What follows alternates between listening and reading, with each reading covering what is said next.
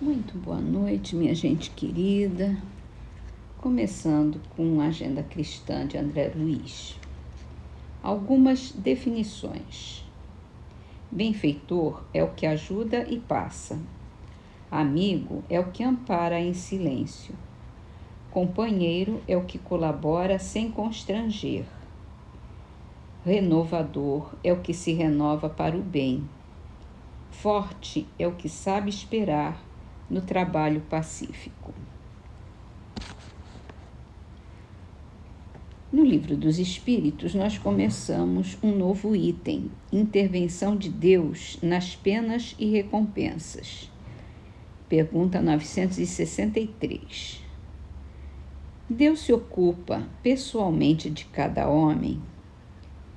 Ele não é muito grande, nós muito pequeninos, para que cada indivíduo em particular tenha alguma importância a seus olhos? Deus se ocupa com todos os seres que criou, por mais pequeninos que sejam.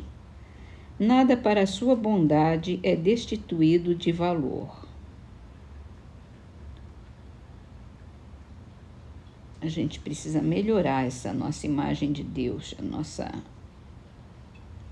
concepção de Deus, que Deus é muito grandioso, muito poderoso, é o nosso Criador, né? Ele não tem matéria, ele é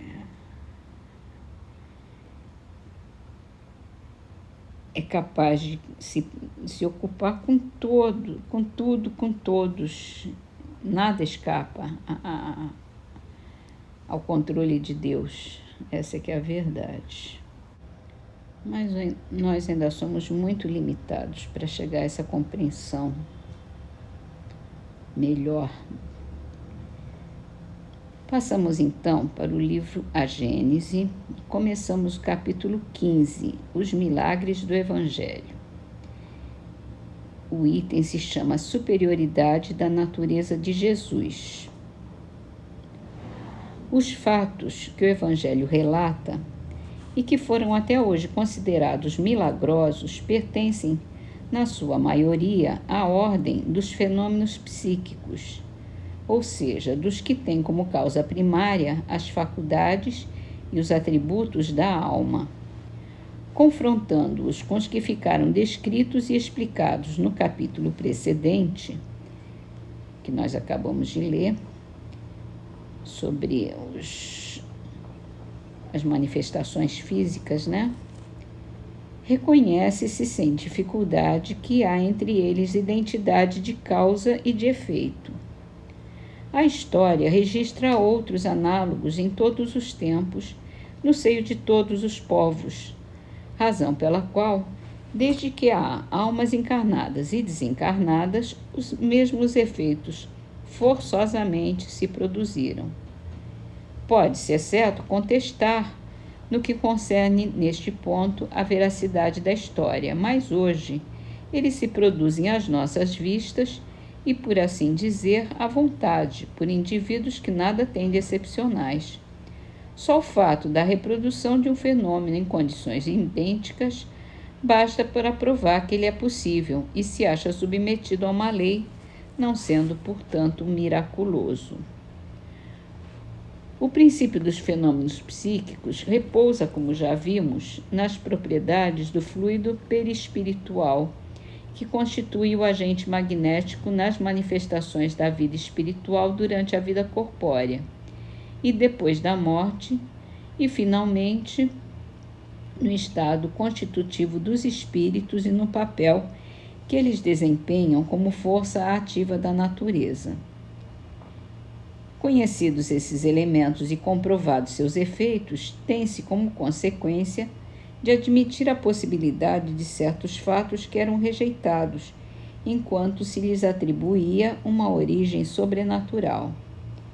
Sem nada pré-julgar quanto à natureza do Cristo, natureza cujo exame não entra no quadro desta obra, considerando-o apenas um espírito superior, não podemos deixar de reconhecê-lo um dos de ordem mais elevada e colocado por suas virtudes muitíssimo acima da humanidade terrestre.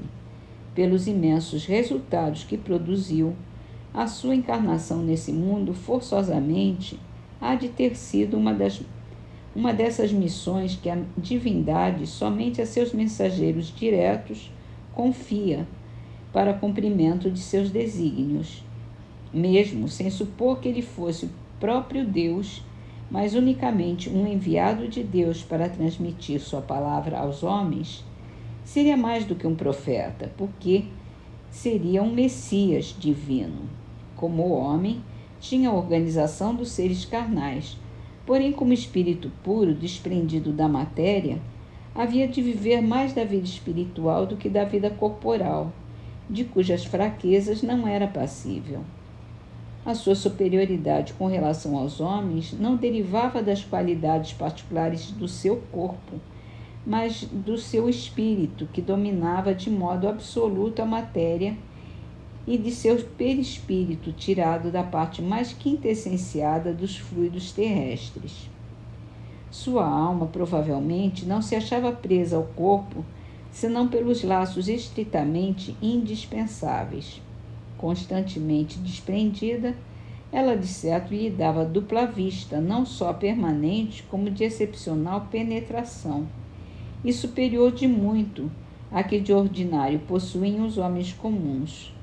O mesmo havia de se dar nele com relação a todos os fenômenos que dependem dos fluidos perispirituais ou psíquicos. A qualidade desses fluidos lhe conferia imensa força magnética, secundada pelo incessante desejo de fazer o bem. Agiria como médium nas curas que operava? Pode-se considerá-lo um poderoso médium curador? Não, porque médium é um intermediário, um instrumento de que se servem os espíritos desencarnados, e o Cristo não precisava de assistência, pois era ele quem assistia aos outros. Agia por si mesmo em virtude de seu poder pessoal, como o podem fazer em certos casos os encarnados, na medida de suas forças. Que espírito, além disso, poderia lhe insuflar seus próprios pensamentos e encarregá-lo de transmitir? Se algum influxo estranho o recebia, só de Deus lhe poderia vir. Segundo a definição dada por um espírito, ele era médium de Deus.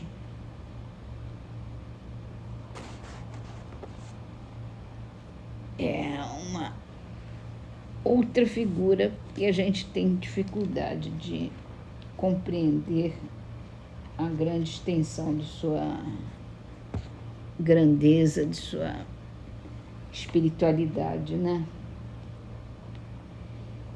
Vamos encerrar nossas leituras com a poesia de Toninho Bittencourt. Está no livro Orvalho de Luz, chama-se Ramo de Amor e Saudade. O amor que ilumina a gente não olha passado escuro, é um facho de luz ardente em marcha para o futuro. Amor que ao perdão se ajusta, ao brilhante mal comparo. Quanto mais brilha, mais custa, quanto mais belo, mais raro.